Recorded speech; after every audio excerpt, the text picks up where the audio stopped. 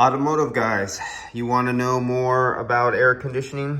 Same for you guys who are working on refrigerators in small restaurants.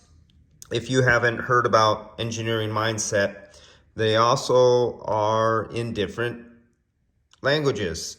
So you have Korean, it looks like you have Thai there, France, Espanol, Portuguese for my subscribers who are down in Brazil, and I think they have some other languages. But let's get back to here's one on vacuum pumps right here. Chamber. This is a very simple one version which allows us to put. But other than that, go over to his playlist, and on cars we have, okay, so let's get into here's electric expansion valves. So now on cars, we have heat pumps. On cars, we have electric expansion valves. So he goes over electric expansion valves, like your Prius, Toyota Prius has electric expansion valves. Every electric car on the market that has a heat pump now has an electric expansion valve. If you think you guys have had problems trying to diagnose expansion valves, you're in for a surprise when you come across electric expansion valves, because some of these vehicles have more than one expansion valve. They have 2 or even 3 electric expansion valves on one car. So get ready for the future, because the future is here. Electric expansion valves are here. Another thing, plate heat exchangers. Cars now have plate heat exchangers.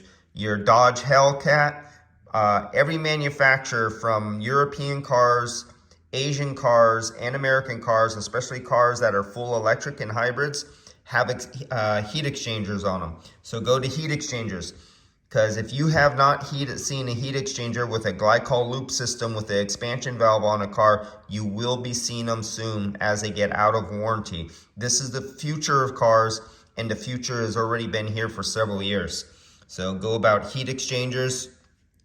Here's another one on refrigerants and HVAC.